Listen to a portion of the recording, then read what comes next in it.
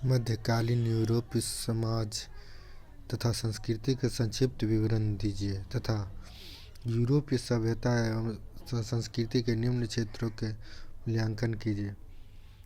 इसमें सामाजिक दशा के बारे में जानकारी दी गई है।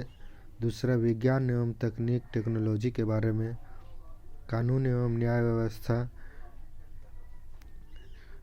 कृषक संगठन, इसमें किसानी वैदिकता के बारे में जानकारी दी गई है।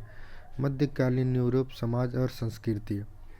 मध्यकालीन यूरोपीय समाज को 3 वर्गों में बांटा गया था: पादरी वर्ग, समानता वर्ग और सामान्य जान। इन तीनों वर्गों में सर्वाधिक प्रभावशाली पादरी वर्ग थी। मध्यकालीन यूरोप के लगभग प्रत्येक देश में गिरजाघर बहुत ज़्यादा थे। पादरी वर्ग था मध्यकालीन क्षेत्र में वर्ण गैर धार्मिक क्षेत्र, जो धर्म से कोई मतलब नहीं रखते हों, में भी प्रभावशाली था। कई पादरी बड़े ही भूस्वामी थे, कर्ज तथा सामंतों की तरह जीवन यापन करते थे, सामान्य जीवन यापन करते थे। छोटे सामंत पादरियों से कर्ज भी लेते थे और जो छोटे होते थे उनसे कर्ज भी लेते थे।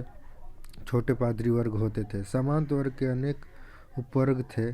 सामंत भूमिपति वे सैनिक का मिश्रित रूप थे, मिले जुले रूप थे। इस प्रकार मध्यकालीन यूरोप में प्रत्येक वर्ग का कार्य निश्चित था। सभी को अपने अपने काम बांट दिए गए थे। पादरी वर्ग का कार्य धार्मिक कार्य संपन्न करना था। पादरी वर्ग का कार्य जो धार्मिक मतलब धर्म से रिलेटेड जो भी काम हो उसको संपन्न करना था।